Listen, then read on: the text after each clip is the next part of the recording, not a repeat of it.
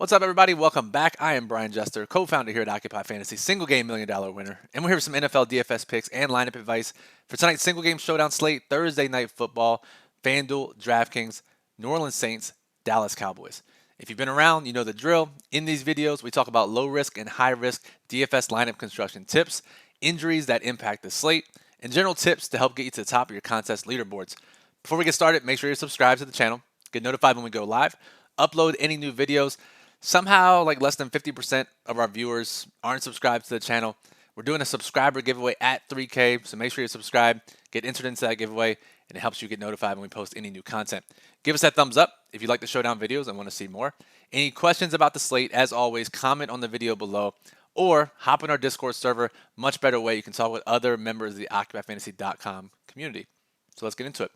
Very interesting slate tonight because we have some injuries that are impactful. But we also have a couple of mispriced players, two in particular, one on each site.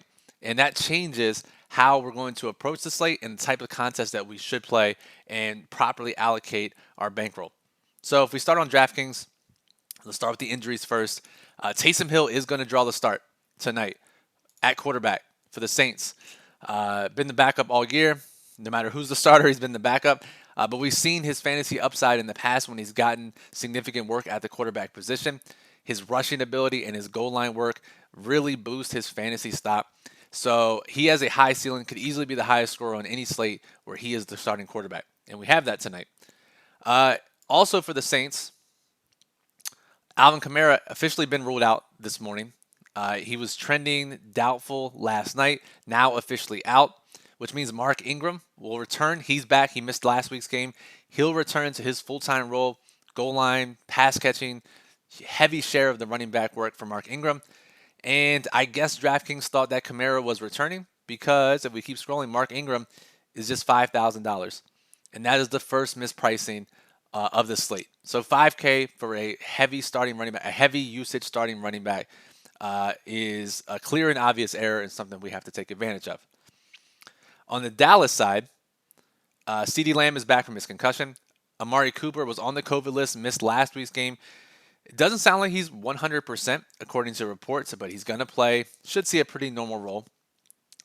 Michael Gallup obviously still playing. And then the wide receiver 4/backup slot receiver Cedric Wilson is out tonight.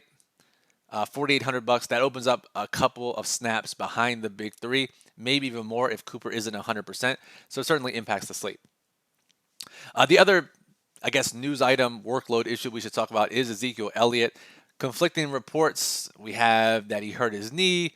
He's been managing that knee all year. Head coach Mike McCarthy said they're going to try to scale back his workload.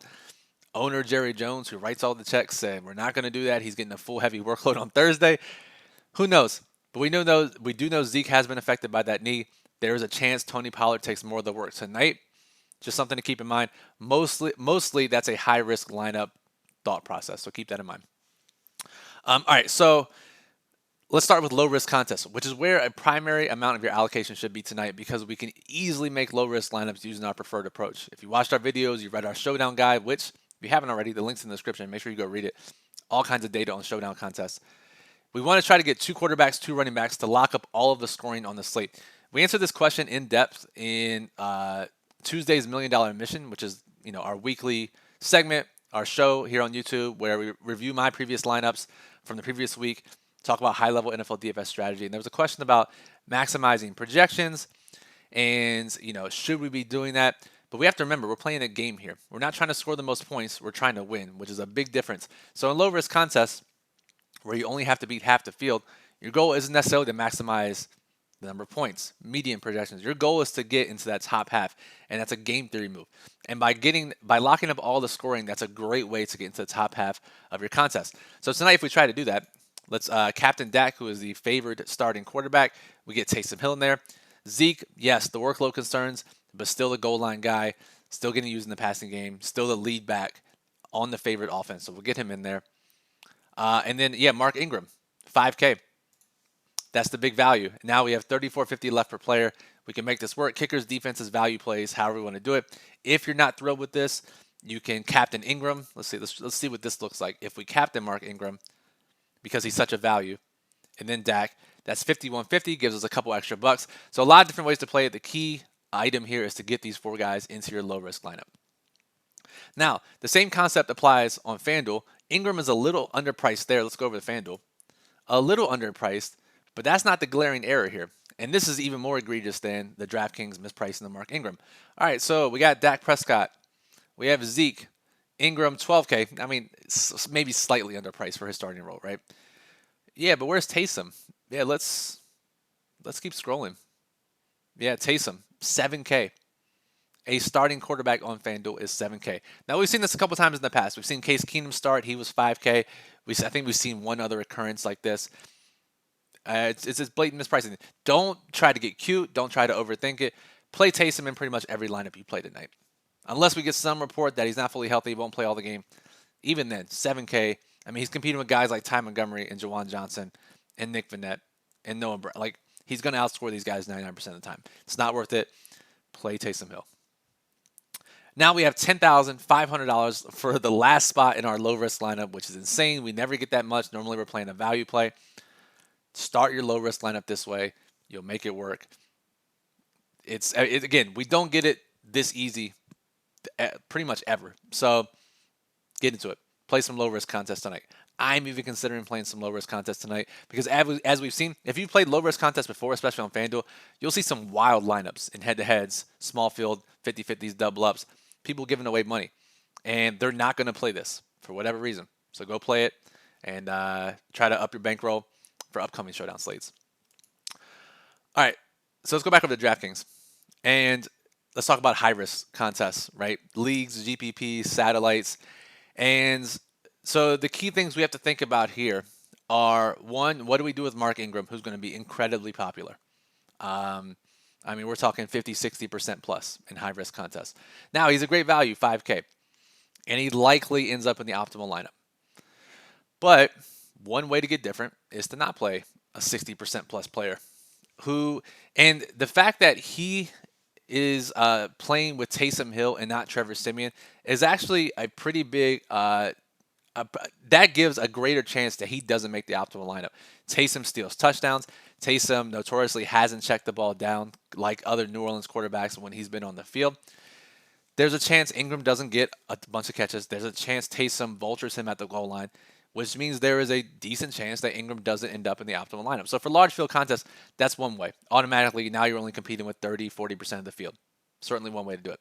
The other way, and this is a pretty favorite-heavy slate because we're going to see Dak Prescott, Zeke to some extent, definitely CeeDee Lamb, Amari Cooper, Gallup. All these guys get significant popularity at the captain spot. Taysom will check in number 2, probably Mark Ingram with them as well, and then any other skill position player going to be less than 5% for the Saints. So we think the best way, one approach, fade Mark Ingram in high-risk contests. And again, smaller contests, you don't need to do that, right? Like, play those guys, get different, maybe 1, maybe 2 spots in less than 500 player contests. The other approach for large field contests, play some of these Saints guys at captain, play at least 3 Saints in your lineup. The field will not do that. So many Dallas players that the field will want to play. We're going to see 4 Dallas players, 5 Dallas players per lineup. Play 3 Saints, Saints captain. Now you're automatically different, only competing with a small sliver of the field. FanDuel, it's a lot trickier to get different tonight because of the Taysom Hill factor. I mean, he's going to be 90% plus probably. We hope. If he's not, then people definitely are not playing optimally. So, could you fade him and he gets hurt or somehow doesn't score? Yes. Is it going to happen? Probably not. So your best bet here is, and again, I said this in the premium podcast this morning with Davis Maddock of Daily Roto, I'm trying to get unique. I don't think fading Taysom is a smart, unique idea. There's smart, unique, and there's bad, and there's dumb, unique. I don't think he is smart, unique by fading him. So certainly you can play him, right?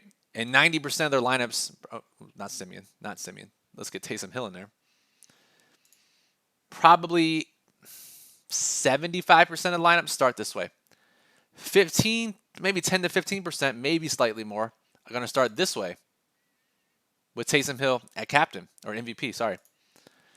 So, to me, for a guy who has a ton of rushing ability, has shown a big ceiling, against a team that could run the ball a lot on a short week, has shown that they will run the ball heavily when given the chance, that the underdog quarterback who runs a ton, again, could be the optimal MVP at lowered ownership because he's 7K, right? People will have no problem clicking a 7K player into the flex spot. There is a mental block of clicking a 7K player into the MVP spot. So for high-risk contests, I think this is the easiest, best, smart, not dumb way to get leverage in high-risk contests. You play Taysom. He gets the goal line works, rushes for a couple touchdowns, maybe throws for one. Low-scoring game, his rushing ability gets him there. Lots of different ways Taysom can end up the optimal MVP. And for Taysom, because he runs so much, you don't have to really make any rules, right? You don't have to necessarily pair him with the pass catcher because most of his value should come from the run game. Maybe pair him with one. And then you could play Dallas guy. I mean, you could even go 1-4, which sounds crazy, right? A Saints player in the MVP, 4 Dallas players in the flex. Generally, that's a construction that rarely wins. But with a quarterback who could get all the fantasy production by himself on this team, that's how those type of lineup constructions work. Generally, we see it with like a superstar running back, right? Like a McCaffrey, Saquon when he was healthy, those types of guys. But a quarterback who most of his rushing production comes through the run game, Lamar Jackson, before this year, because he's passing a lot more this year, but Lamar, guys like that, could easily be a 1-4 candidate. And I think against a team like Dallas, that's certainly a way to get unique that no one's going to do. So tons of different ways to play this slate tonight. The pricing makes it incredibly interesting. But the key takeaway is try to make as much money as you can in low-risk contests tonight. Make the field and your opponents show you that they know the best ways to play low-risk showdown lineups. And hint, most of the time they don't. So for full thoughts on tonight's slate, make sure you check out our daily plug, the Thursday night edition, occupyfantasy.com. Link is in the description below. It's posted by 3 p.m. Eastern, has rankings, FanDuel, DraftKings for different contest types, and then lineup construction tips, very specifically more in-depth than what we did in this video on how to attack different contests. And again, that's posted by 3 p.m., occupyfantasy.com. Our Occupy model is always up and running, projected ownership, rankings, FanDuel, DraftKings, Yahoo. And use our lineup builder, occupyfantasy.com/lineup builder. Hand-build lineups with optimal lineup criteria, or use our custom rules to automatically build up to 150 lineups using our model and our showdown tips. It's an incredible resource. Encourage you to use it. Before we get out of here, click subscribe, get entered into the 3K subscriber giveaway, get notified when we go live. Give us that thumbs up. Any questions, comment on the video below. More importantly, the quickest way to get an answer, hop in our Discord server. We'll gladly chop it up with you. So I'm Brian from Occupy Fantasy. We appreciate you listening, and good luck tonight.